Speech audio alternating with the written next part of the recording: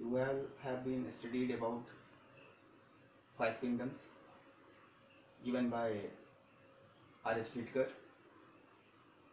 First kingdom Monera, second Protista, third Fungi, and fourth one is kingdom Plantae, in which all plants are kept. So today we will learn about plant and their classification.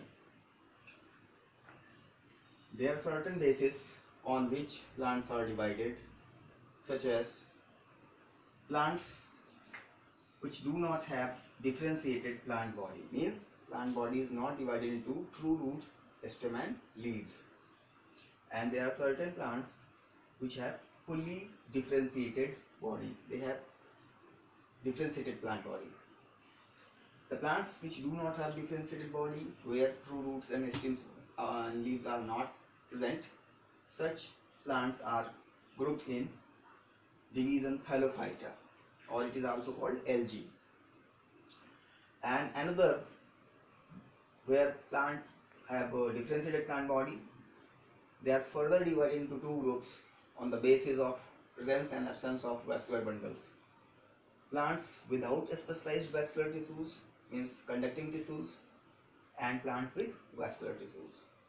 Plant where specialized conducting tissues or vascular tissues, means xylem and phloem, are absent, are generally grouped in Bryophyta.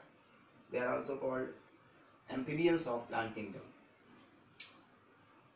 And Bryophyta and plants with vascular tissues are further divided into two groups on the basis of presence and absence of seeds.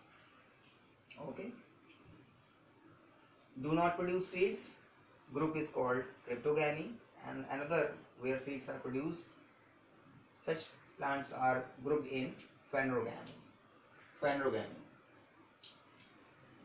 Division Thallophyta is divided into three classes on the basis of pigments, stored food material, and cell wall chemistry. Thallophyta is divided into three classes: Rhodophyceae, Phaeophyceae, and Chlorophyceae. Rhodophyceae, they are called red algae. Phaeophyceae are called brown algae, and Chlorophyceae are green algae. Okay. Gelidium is an example of red algae. Laminaria, Sargassum, Fucus are example of brown algae. Cara, Spirogyra, Volvox are example of green algae.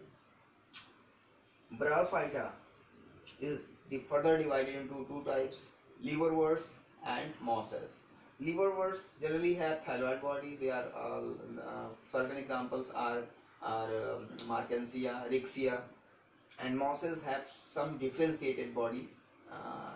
There are in mosses, leaves-like structures are found, axis is present, and roots-like rhizoids are found, like Funaria.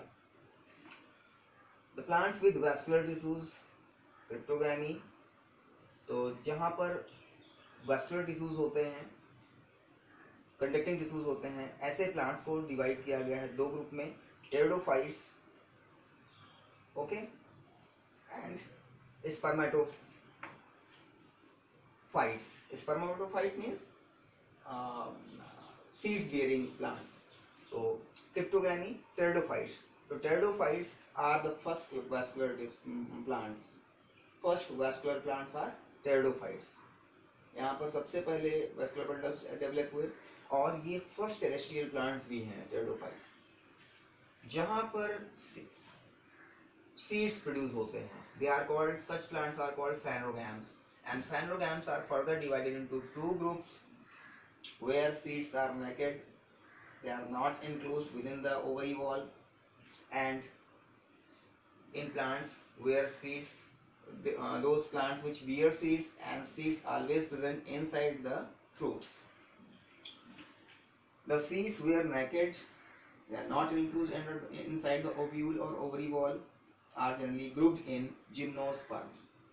They are called gymnosperm, like Cycas, Pinus, Ginkgo, okay, Ephedra are example of gymnosperm. And angiosperms are called flowering pod. plant. They are also called flowering plants, where the plant bears flowers, and flower is a reproductive part of the plant, which is a modified suit. Angiosperms is further divided into two classes on the basis of presence of one or two cotyledons.